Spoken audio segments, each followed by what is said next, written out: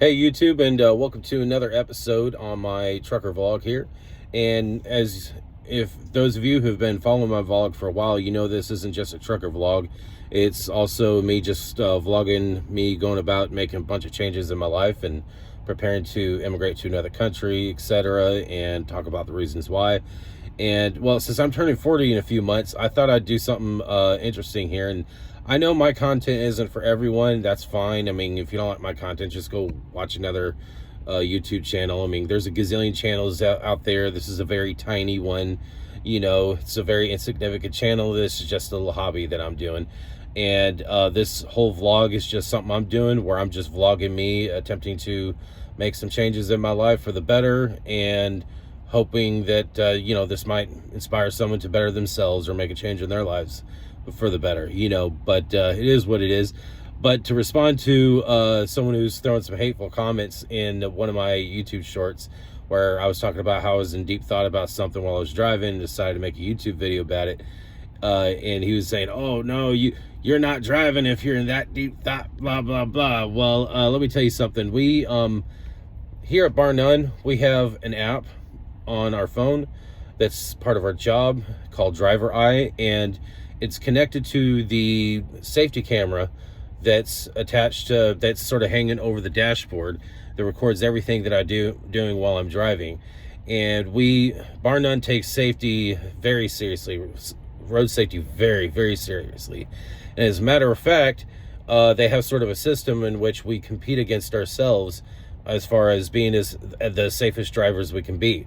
And it records everything from hard braking to hard accelerating to you know, whether or not you score points on whether or not you move over to the left lane, if there's someone broke down on the side of the road in the emergency lane. It records all the safety stuff we do, averages up in points to show our safety performance, so that we can know where we stand when it comes to where we're at as a driver, being a safe driver, and shows us where we can improve. Like if you run a red light, it'll record that and it'll tell you when and where, and has a button on that app for you to watch the video of you running the red light. Or if you do anything wrong, you know, that's, you know, obviously illegal, it'll record it and you can watch it so that you can see what you've done wrong and learn from it. And so yeah, and of course, if something like that happens, you know, your fleet manager will coach you and stuff. They don't immediately fire you over stuff like that. It's usually a few coaching sessions, and then if you continue, then you get fired, obviously. But Bar None gives their drivers every opportunity to better themselves, and the Driver Eye app really helps it. And to give you an example where I stand on my safety, I just finished month 3 with them. Not once have I had a service failure. Service failure in the trucker world means showing up late to a pickup or showing up late to a delivery. The only time I don't show up on time is if there's a legitimate delay, like weather related, or a traffic jam, or maybe there was a delay at the pickup, stuff like that. But yeah, so anyway, the highest score you can get is 1,023 points. The fleet average is 981 points. The fleet goal is 850 points. You know what my monthly score is for the month of January? It is 1,008. That's how good of a driver I am. The only thing that I've lost points on the score is following distance and hard braking. And usually that happens is that if I'm bobtailing somewhere, and you know, the brakes are a little bit more sensitive when you're bobtailing, and I try my best not to hard brake, but it's not like a super hard brake, just enough to trigger the sensor. And as far as following distance, the only reason that gets triggered and is that it's just the simple matter of, you know, where you're going down the lane and someone changes lanes right in front of you, and they decide to like be like 5 or 10 feet in front of you when they switch over. So you don't have I don't have a chance to slow down fast enough before that sensor gets triggered. And it's because of that I'm at 1,008. If it wasn't that, I'd be at 1,023. And so I'm almost perfect on my safety. So I pay attention. So if I'm in deep thought about something while I'm driving, I'm paying attention. And yeah, so I've only ever had 2 times I've ever had like an accident for the year and 3 months, year and 2 months, whatever that I've been driving. And one, it was because someone didn't strap their rowing boat, their little fishing boat, properly in the back of their pickup truck. It fell out, and I had a choice to either swing out of the way and hit people to the left of me, or intentionally hit it and thus not endangering the lives of people next to me. So I deliberately hit that boat. The other time was when I was parallel parking in a truck in a tight, unlit spot, and I got out and looked 3 or 4 different times, but I didn't think to get out and look with a flashlight, and so I accidentally bumped into a telephone pole. That was sometime last year. But those are the only 2 times I've ever made a major mistake like that. And considering the fact that I just finished building just a little bit over a year experience, I think I'm doing pretty good for myself. So, yeah, it is what it is. But anyway, here's the review that I want to give about what it's like to grow up in the United States as just an average dude, from the perspective of an average dude. Because I was born in Evansville, Indiana, and then very early in my life, my family moved to Denver, Colorado. I grew up there until I was like 18 or something. From 18 to 20 something, my family ended up moving to Georgia, and that's around the time of my life where I made the transition into adulthood, start living on my own, etc. And yeah, and then eventually a lot of my family moved to West Virginia, and yeah, so I've moved around a lot, and so I kind of drift around a lot even before I was a trucker. And but this is how it's how it typically is for the average family in the U.S. And I'm gonna call this a family review of living in America, what it's like. And I'm doing that because I'm going to use my family as sort of the baseline. This isn't just about my experience, it's about my family's experience. My family immigrated about 4 generations ago from, like, one half of my family was from the British Isles, the other half was from West Germany. Both sides of my family came over to America for the purpose of having a better life, because for a while, the United States was considered the land of opportunity, the breadbasket of the world, if you will. And but you know, not all things stay the same. Things change. That's life. And somewhere down the line, the United States culture, for the most part, has decided that traditional family values is obsolete, like the Model T Ford. And as a result, so-called modern values was adopted, and more and more people have been leaving behind traditional family values, traditional community values, for a lifestyle of instant gratification, the lifestyle of just partying and sleeping with whoever you want to sleep with, and just basically overall moral decay. That's been going on for generations. This is not a recent development. And it was sort of in the beginning stages of that starting to happen by the time both sides of my family immigrated to the United States. And it doesn't, because of how huge the United States is. I mean, today, it's like over 300 million people. It's not that type of issue is not going to affect the whole country all at once. It affects it in pockets, and it just sort of spreads out like a virus of foolishness. And anyway, but fast forward to today, you know, I represent like the 3rd generation of kids growing up in broken homes. When I say broken homes, I'm talking about a home where there's no father, and you know, the mother has to play the role of both the provider and the caretaker, and which is just too much for one person. And I don't care how strong and independent you are. I mean, it takes 2 to raise. It takes a mother and a father to raise a kid for a reason. And when you try to do both, it sucks. It's rough. And you know, hats off to people who are single parents, not because they're stupid, but just because life threw them curveballs. But there's a lot of people are single parents because they're stupid.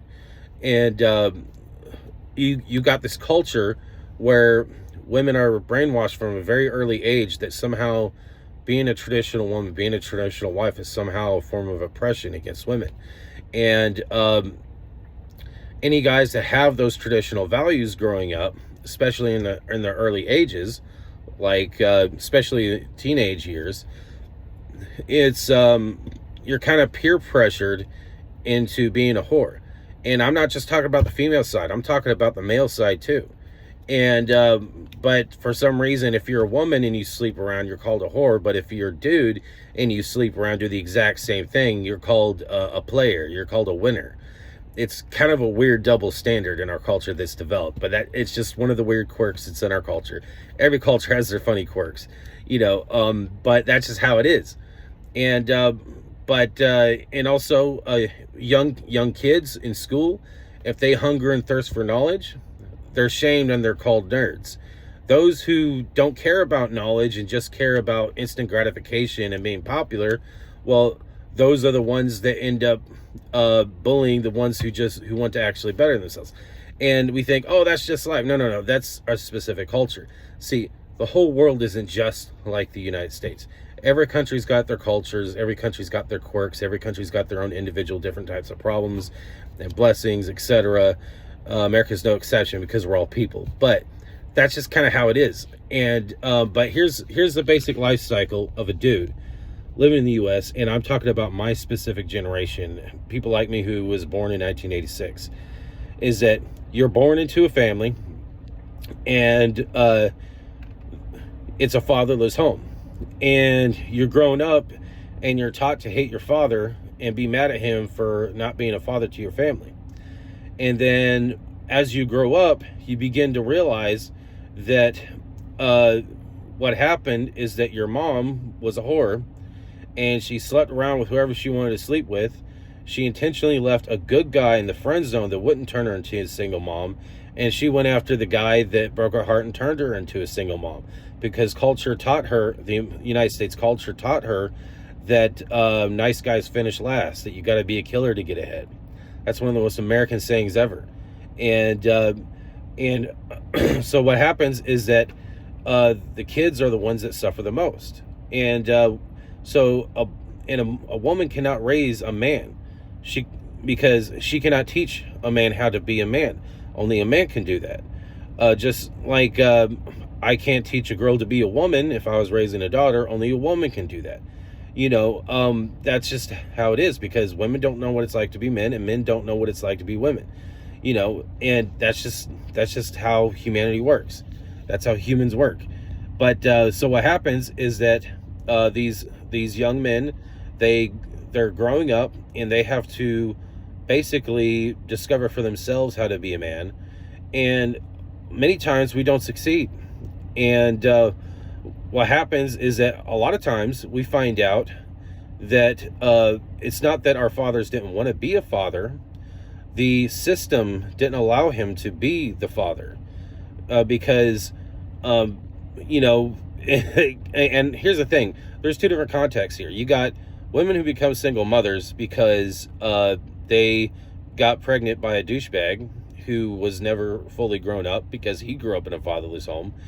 And then you got women who become single mothers because they actually did procreate with a good man, but she decided to be a whore, cheat on him, and divorce him and take half his stuff. So there's two different, there's multiple reasons on why kids grow up in broken homes. Or it could be that a woman did marry a good man and had kids the right way, and then he went off to war and died, and the kids grew up without a father as a result. Or it could be kind of like my mother's case. Like, my mother was 10 years old when her father died, and causing her to grow up without a father. But he died because he had some kind of heart complications, had a heart attack, I think, and died. So there's many different reasons on why kids end up growing up in broken homes. It's a very complex issue, but it doesn't matter why. The reasons don't change the facts.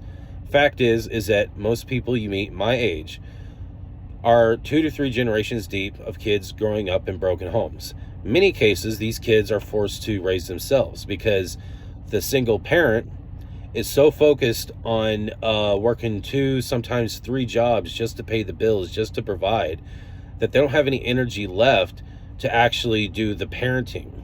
And so kids are usually end up raised by the television, and then eventually by the internet. At least that's how my generation was, because internet wasn't very dominant when I was a kid. It was slowly becoming a thing, but I'm still old enough to remember like mainstream media mocking people for investing into the .com companies. And now here we are, and the .com companies dominate. And I use the internet to order food when I'm parked at a truck stop through DoorDash a lot of times. And but yeah, so my generation, we were raised mostly by the television, and then eventually by the internet. We're basically raised ourselves. And what happens is that kids aren't supposed to raise themselves. They're supposed to be raised by their parents.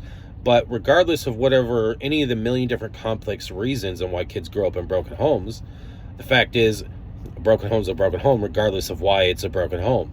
So you got kids that are forced to raise themselves. The end result is that it takes us a lot longer naturally to grow the F up. That's just life. That's just how it is. And then we're shamed when we don't grow up fast enough, because naturally we didn't grow up as quickly as the generation before us did, or at least they think that they grew up faster than us. But the generation before us also grew up in broken homes. And it's usually, a lot of times whenever I find someone who actually had both a mother and father and didn't grow up in a broken home, they're already in the grandpa or great-grandpa generation. And at least they're people that are old enough to be grandparents or great-grandparents at this point. But yeah, most people I meet, though, are in the exact same boat as I am. You know, it's just 2 to 3 generations deep of growing up in broken homes, where we've forgotten the importance of why a home shouldn't be a broken home. And a lot of people are offended just by me even calling it a broken home. And that's how our culture has become. And as a result, there's so many 55 gazillion million different flavors of dysfunction and problems that comes with that. One of them is the fact that you got a lot of people out here that are my age, and they're still not completely grown up. They're still just like kids. And it is what it is. And then you have like older generations, the ones that actually did have parents raise them. They're the ones that are always looking down the nose at us because we're not just like them, and saying, oh, we're weak, blah, blah, blah. And it's like, my generation was tougher, blah, blah, blah. And it's like, yeah, your generation was tougher because you had parents that raised you. You were able to grow up faster as a result. You know, but when you teach yourself, not everyone is self-aware of their own immaturities, you know, because people ain't perfect, you know, and then you throw problems in the mix of being even less perfect. It is what it is. But here's a life cycle of people of my generation who are guys growing up. We grew up in that situation where we're forced to raise ourselves. We're forced to teach ourselves how to be a man. And we don't even know where to begin to even try to find an influence. So we immediately start off with music stars and movie stars. You know, that's why a lot of kids, were really hooked on gangster rap growing up. Because that was like the only real masculinity that we had. Or Arnold Schwarzenegger growing up, or any movie actors, masculine or whatever. And so we think that being a man means being a dude who's got 5 million muscles that are overdeveloped, or someone who's rich, or someone who's a successful career criminal. We think that that's tough. We think that that's masculine. And very few of us are fortunate enough to figure out that being a man has nothing to do with how much money you make, how many possessions or toys that you have, or how many women that you screw, how many different women that you screw. A lot of times what it means to be a man is choosing to do the right thing, especially when everyone else around you chooses to do the wrong thing, and that makes you an outcast because of it. That's what being a man is. You know, it wasn't until my early 30s that I began to figure that out, finally. Because when you're growing up as a dude, you know, and you're in your teens and your 20s, you know, you are taught that if you're not being a male whore and sleeping with as many different women as you possibly can, that you're a loser. And that if you're not doing that, you're a loser. If you don't have a lot of money in the bank, you're a loser. If you don't have the nicest cars, the nicest clothes, the nicest apartment, you're a loser. And that's not bad enough. Prices on everything skyrocket like crazy, have been skyrocketing like crazy. I remember when you can get a Snickers at Walmart for 35 cents. I remember buying my first pack of cigarettes back in the day when you only had to be 18 to buy cigarettes instead of 21 now. A pack of Marlboros is like $4. And people were complaining about the prices of cigarettes then. And for a long time, I smoked Newports. And I remember paying like $6.50 for it back in my early 30s. Now, and I was just in Pennsylvania not too long ago. They were charging $15 for a pack of Newports. I'm like, oh my goodness. And it's one of the reasons why I smoke Marlboro Black 100 menthols, is that if I'm in Missouri, I can get a carton of those for $46. But most other places, it's twice that much. And Missouri, you can get $5 to $6. You can get a pack of Marlboro Black 100 menthols, which is what I like to smoke. And now it's like freaking $8 to $11, sometimes $15, depending on where you are in the country. I've noticed that because I'm an over-there trucker. And I remember Wendy's having a 99-cent menu, because one of my first jobs was working at Wendy's. Now it's like a $5.99 menu. And don't get me started on rent prices and mortgages, etc. It's insane. Like in 1995, my mom in her 30s, she financed a house for the first time. It was like a 4 or 5 bedroom house. I can't remember because it was 1995. And it was in a lower middle class neighborhood that was right next to the project. So I lived right on the border of Crip territory in Denver. Not 5 Points, another part in Denver. And anyway, yeah, it was a rough neighborhood. And I lost count how many bicycles were stolen out of my backyard over the years growing up. That house was $80,000. But I recently used the power of the internet and I found out that the house was for sale again, $350,000. And that's with a house that's got a cracked foundation. You know, and that's in a bad neighborhood. It's by the time I left Denver, Colorado, which is around 18 or whatever, yeah, that went from being a lower middle class neighborhood to being a bad neighborhood. I remember waking up to the sound of gunshots in the alley. You know, it was bad. It was getting bad. And that was in like 2004, I think. It's some early 2000s. But yeah. But here anyway, this is the life cycle, is that you're taking if you're a dude who's born around 86, you're around my age, you know, you grow up being forced to raise yourself. So it's taken a lot longer for you to grow up, a lot longer for you to learn to be responsible, managing your money, etc. While at the same time, the prices everywhere is skyrocketing. So what happens is that a lot of people my age end up taking a much longer time to actually move out of the house and live on their own. And then we live in a culture where if you don't move out and live on your own in your late teens, early 20s, you're a loser. And here's the thing. In a lot of other cultures, like I've noticed this in Mexico when I lived in Mexico for a little bit. Over there, you have multi-generational houses where you have you got people in their 20s, and then you got the parents, and then you got the grandparents, sometimes even great-grandparents, all living in one household. And because they still have traditional values, a lot of times people don't move out of the house until they get married. And what's interesting is that because of that, here's the difference. Most of the time, 9 out of 10 times, when I see someone who's got 4+ kids in the United States, they're using government assistance. They're on welfare in some form, because that's the only way you can afford to take care of a family that big in the U.S. And of course, naturally, they're almost always a single parent household. All right. And they're still struggling despite government assistance. And here's the thing. In Mexico, you know, the average household income is like $500 US dollars with the pesos. Multi-generational houses. And their families, you know, they're not perfect. You know, every family's got some drama going on. But they're way the hell more stable than American families because they got multiple generations. And everyone's going into business. Everyone's an entrepreneur. Everyone's a hard worker.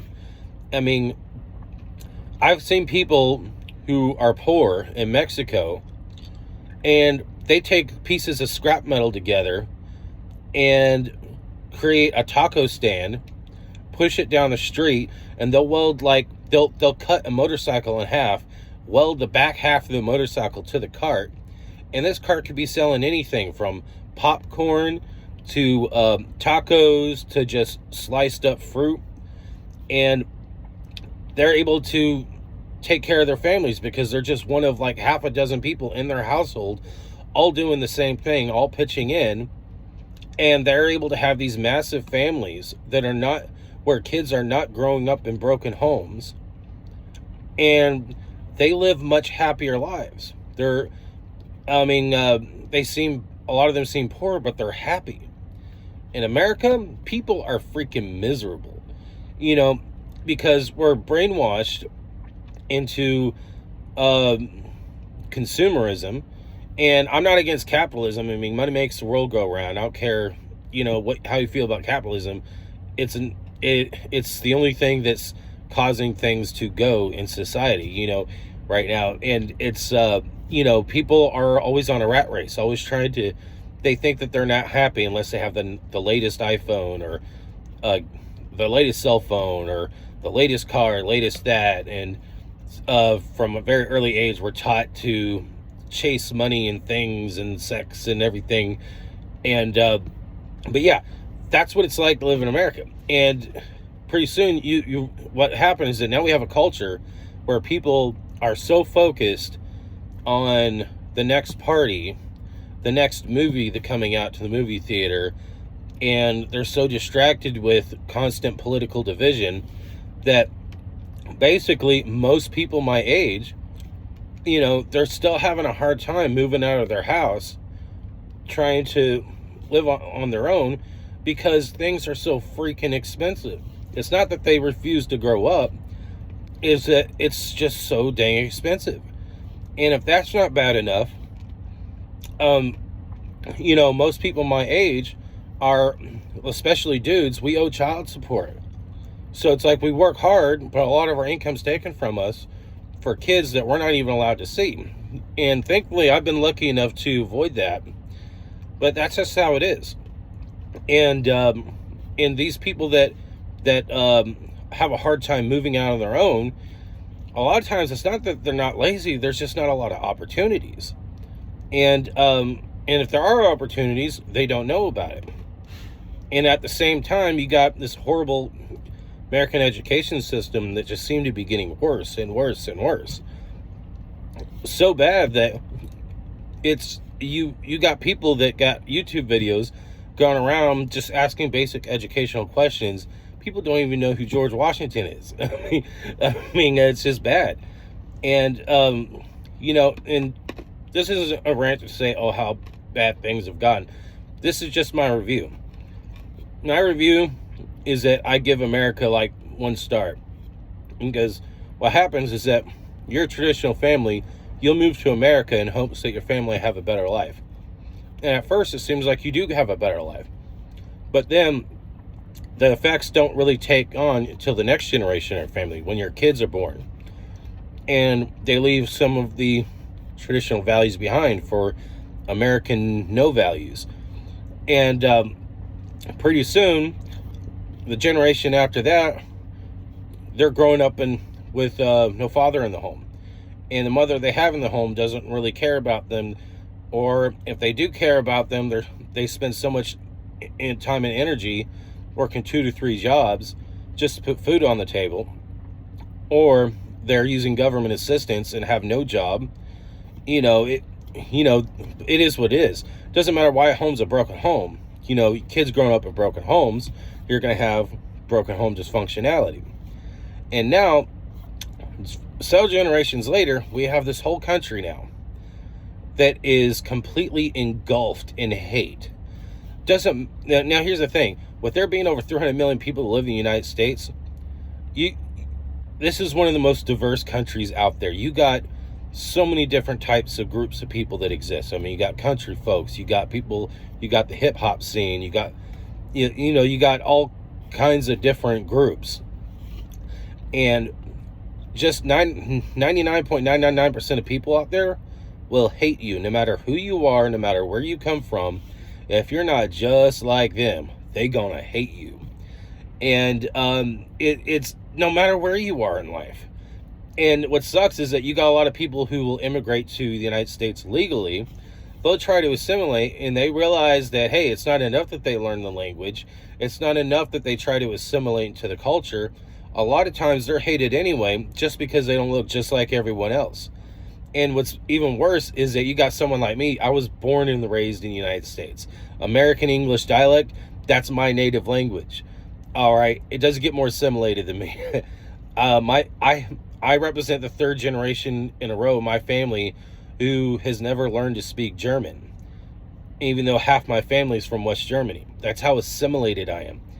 And yet, I'm treated like an outcast by the average American out there because I'm not just like them.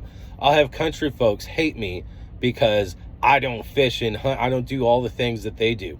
I got normal city folks that will hate me because I don't go to the club. I don't go to the strip club. I don't try to fuck everything that walks. I try to live a good life. And they will just hate me for that. And no joke.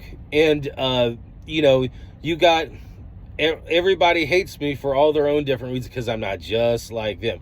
Now, there's still a lot of people that live in the U.S., where they don't care, you're respectful towards them, they're respectful towards you. There's a lot of people that are still like that in the U.S., but for the most part, I have to pretty much be a lone wolf and keep to myself because I hang out with any group of people long enough, I'm eventually an outcast because I'm not just like them. I'm my own man. I do my own things. I like my own stuff, and if you're really into science fiction, people will hate you for liking science fiction.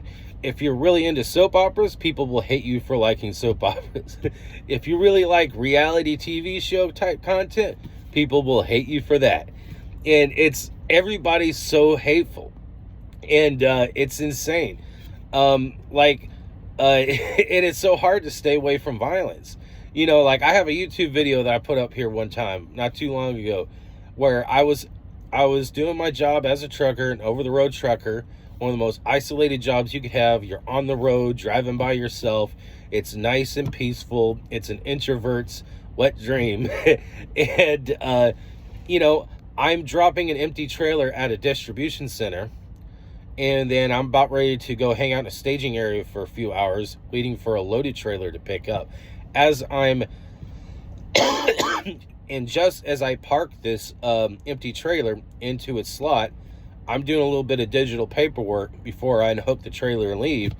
A truck, and I'm at a DC in the middle of nowhere in Indiana, I think. And a random trucker walks up to me and tries to pick a fight with me. And I have to basically show him a hammer to dissuade him and convince him it's a bad idea to get violent with me. Just out of nowhere. I can't, that's how violent things are in the U.S. I mean, I remember, I used to be a DoorDasher for a while, before I was a trucker.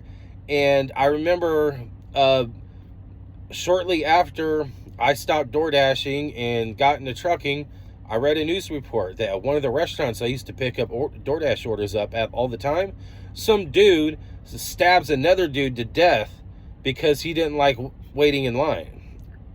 That's no joke, no exaggeration. And this was in an area that I considered to be a good area. That's just how violent things. You can't even be in a good area without weird crap like that happening. You can't go to a mall, you can't go to a movie theater, and you can't even send your kids to school without worrying about a mass shooting happening. You can't even send your kids to college without worrying about a mass shooting. It's horrible, and if you've only ever lived in one country, and most Americans that you meet have never really ventured outside the U.S., not even for a visit. The only time I could really find any Americans on a regular basis who have actually visited other countries is back when I used to be a Christian and I used to go to Christian churches. I would meet people that go on mission trips all the time. But that was like the only time I've ever really met Americans that have really ventured outside of the United States. Now, there's a lot of them that do, especially those who served in the military. Those people have gone all over the place. If you meet some sailors, get to know them. They got some cool stories to tell you, and they'll actually back up a lot of things that I'm saying here. You go to other countries, it's not like everything that I just described to you.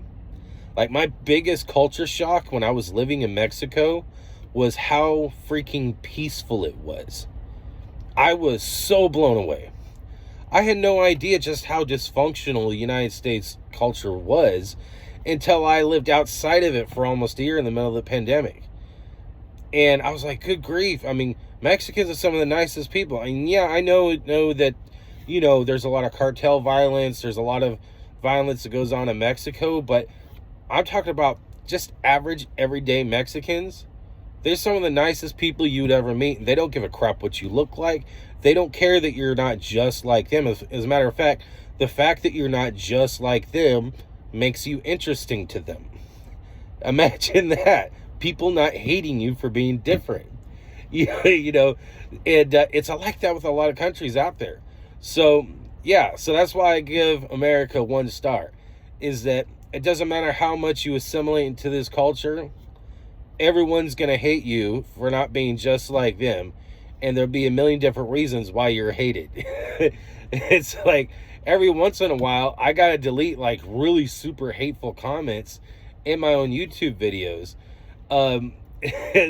Because, people can be really toxic online, because online you've got the benefit of hiding behind a keyboard, hiding behind a phone screen, and it is bad.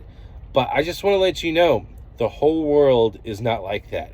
That's mostly the so-called quote-unquote modern culture. You go outside of the U.S. and a lot of other countries, people will treat you like a human being. And it's awesome. But anyway, this is my review. And here's the thing, is that if you're a dude, you live in the U.S., you're going to grow up and you're going to force to raise yourself. And then you're going to be shamed by your family and society for not growing up fast enough. And then you live in a world where the prices of everything quadruple, or if not more.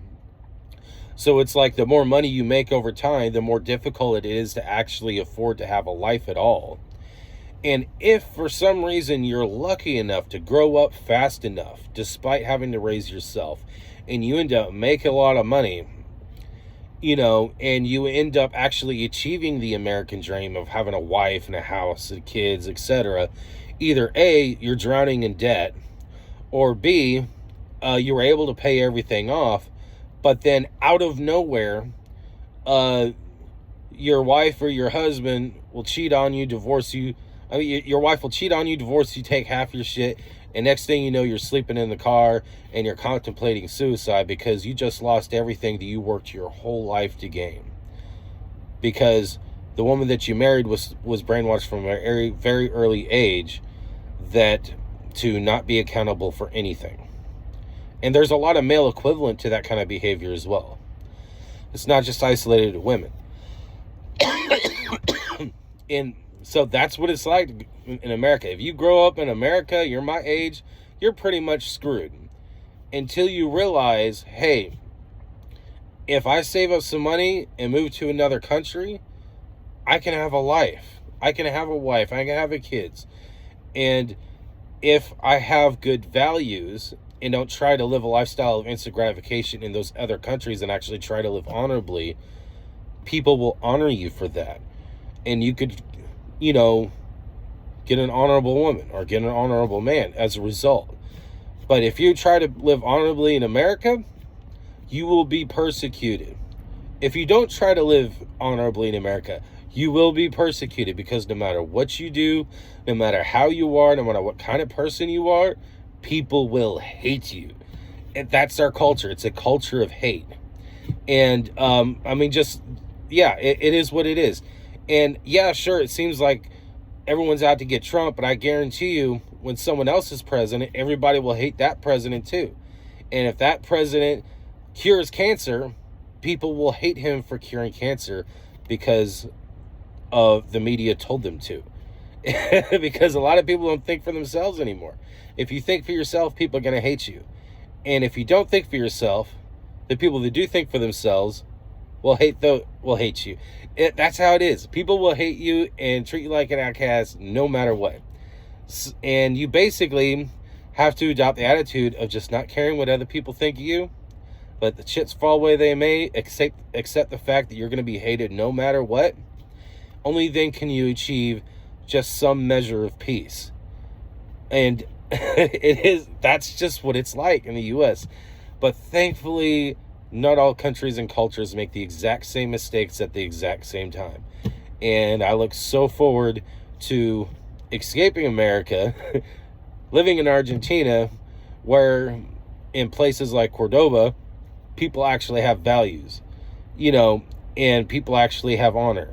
And yeah, it's awesome. And but anyway, that's my review of growing up and living in America as a dude who was born in '86.